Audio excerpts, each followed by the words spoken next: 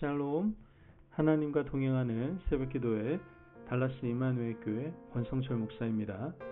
오늘도 하나님과 동행하며 풍성함을 누리시는 저와 여러분이 되시길 주님의 이름으로 축복합니다. 오늘 말씀은 시편 119편 113절에서 120절까지의 말씀입니다. 내가 두 마음 품는 자들을 미워하고 주의 법을 사랑하나이다. 주는 나의 은신처요 방패시라. 내가 주의 말씀을 바라나이다. 너희 행악자들이여 나를 떠날지어다. 나는 내 하나님의 계명들을 지키리로다. 주의 말씀대로 나를 붙들어 살게 하시고 내 소망이 부끄럽지 않게 하소서. 나를 붙드소서. 그리하시면 내가 구원을 얻고 주의 율례들이 항상 주의하리이다. 주의 율례들에서 떠나는 자는 주께서 다 멸시하셨으니 그들의 속임수는 허무함이니이다. 주께서 세상의 모든 악인들을 찌꺼기같이 버리시니 그러므로 내가 주의 증거들을 사랑하나이다. 내 육체가 주를 두려워함으로 떨며 내가 또 주의 심판을 두려워하나이다. 아멘. 하나님의 말씀입니다. 오늘 본문은 히브리어 알파벳 15번째 글자인 사맥으로 시작을 하고 있습니다. 본문의 주제는 두 마음 품지 않기입니다. 여러분 혹시 옛날 이솝 이야기 중에 박쥐 이야기를 알고 계십니까? 동물의 나라와 새들의 나라가 전쟁을 하고 있었는데 두 나라의 전쟁이 치러지면서 사상자가 속출하자 박쥐가 꾀를 내게 됩니다. 동물 나라의 전세가 유리해지면 마치 동물처럼 날개를 펴지 않고 동물 편에 서고 반대로 새들의 전세가 강해지면 날개를 펴가며 자신이 마치 새인 것처럼 행동을 했죠. 이런 일이 반복되면서 동물도 새들도 박쥐의 정체를 의심하기 시작했습니다. 그러던 중 동물 나라와 새들의 나라가 화해를 하고 평화협정을 맺고 다시는 싸우지 않게 되었습니다. 그러자 박쥐는 이곳에도 속하지 못하고 저곳에도 속하지 못해서 어두운 동굴 속에 숨어 살게 되었다라는 이야기입니다. 우리도 보통 박쥐 같은 사람이라고 말한다면 별로 기분 좋게 생각하지는 않을 겁니다.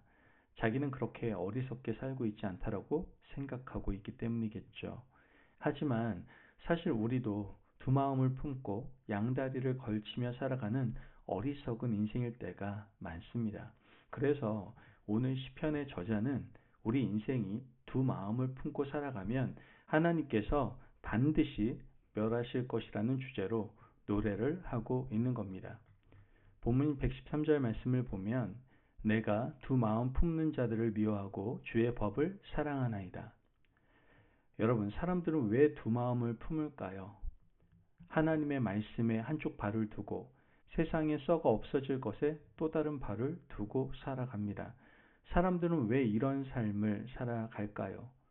어느 쪽에도 확신이 없기 때문입니다. 하나님의 말씀을 붙들고 살면 반드시 승리할 것이라는 확신이 없는 것이죠. 지금 당장 눈앞에 유익이나 손에 잡히는 것은 없어도 궁극적으로 나의 영혼에 커다란 유익이 될 것이다라는 확신이 없기 때문입니다. 반대로 세상에 발을 딛고 살지 못하는 이유도 세상에 대해서 확신하지 못하기 때문입니다. 사람에게 배신당하고 세상의 유동적인 가치와 변화는 우리로 하여금 신물을 느끼게 만듭니다. 세상이 말하는 진리가 아닌 것은 분명하지만 또한 하나님의 말씀에 대해서도 정말 그 말씀을 붙들고 살아야 하는지에 대한 확신이 없다는 것이죠.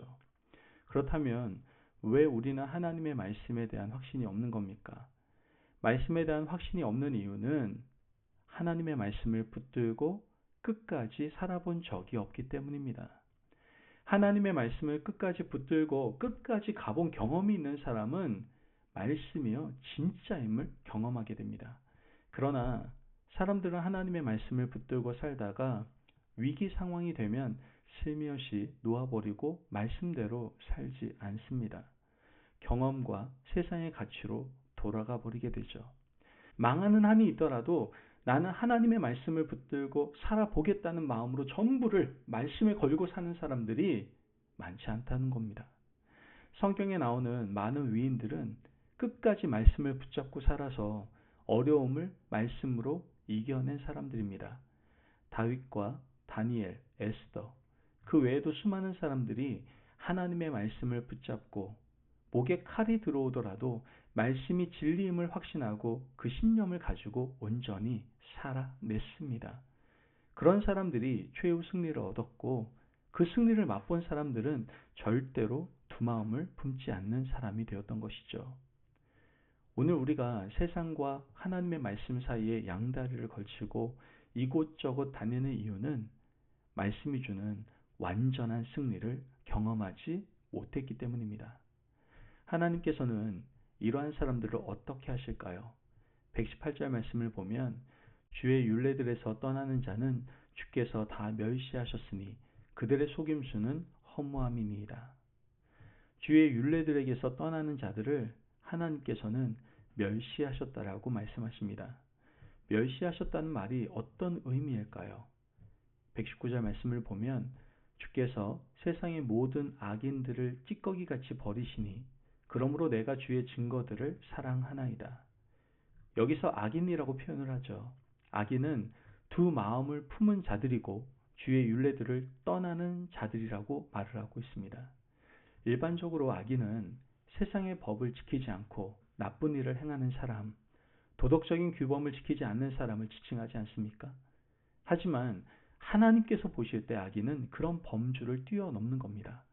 하나님 앞에서 악인은 두 마음을 품는 사람들이고 두 마음을 가지고 저울질하다가 주의 율례들을 떠나는 사람들을 말하는 겁니다. 하나님께서는 이러한 사람을 가리켜 시편 1편에서 바람에 나는 겨와 같다라고 말씀하셨습니다.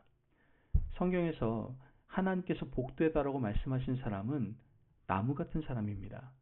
시냇가에 뿌리를 내리고 있는 사람을 하나님께서는 좋아하시는 것이죠. 나무의 뿌리는 흙 속에 감추어져서 보이지 않지만 뿌리가 살아 있어야 나무가 살아 있고 그 나무는 시간이 지나면 열매를 맺을 것이고 열매를 통해서 나무의 진가가 드러나게 될 겁니다. 여러분, 제발 두 마음을 품지 마시고 오직 한 가지 마음으로 하나님의 율법과 진리를 향해서 달려가시는 좋은 나무가 되시기를 바랍니다.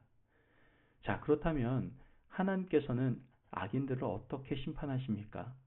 119절 하반절을 보면 찌꺼기같이 버리신다라고 말씀하십니다. 118절에 멸시한다는 말이 바로 이런 의미입니다. 하나님께서는 두 마음을 품은 자들을 멸시하시고 그런 사람들을 만물의 찌꺼기같이 내어 버리십니다. 그렇다면 찌꺼기같이 버리는 일이 언제 일어날까요? 이 일은 지금 당장 일어나지는 않습니다. 하나님께서 세상을 심판하실 종말의 때에 일어날 일입니다.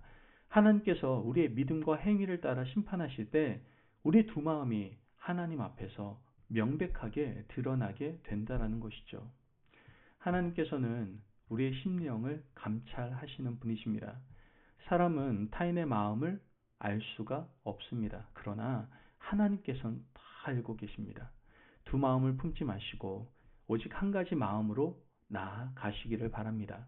이제 주의 말씀만 굳게 지키고 살겠다는 마음으로 오늘 하루를 시작하셨으니 그렇게 살아가시기를 바랍니다. 그러면 하나님께서 우리를 귀하게 여기시고 하나님의 심판대 위에 세우시지 않으실 겁니다.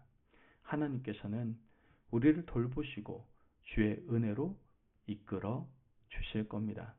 그러므로 이런 복된 인생을 살아가실 수 있는 저와 여러분이 되시길 주님의 이름으로 축복합니다. 아멘. 기도하겠습니다. 사랑이 많으신 하나님 감사합니다. 오늘도 우리에게 귀한 말씀에 은혜 허락하심을 감사합니다. 하나님, 우리가 세상과 하나님 사이에 두 발을 두고 살아가지 않도록 우리를 지켜 주옵소서. 오직 하나님께 모든 일을 맡기고 의지하며 말씀 붙들고 살아가는 저희들 되게 하여 주옵소서. 감사하며 예수님의 이름으로 기도합니다. 아멘. 오늘도 하나님과 동행하며 풍성함을 누리시는 저와 여러분이 되시길 주님의 이름으로 축복합니다. 여러분, 오늘 하루도 온전히 하나님만을 의지하며 살아가시기를 바랍니다. 그때 하나님께서는 강한 손과 표심팔로 우리를 인도하시고 지켜주실 겁니다. 말씀 안에서 승리하십시오.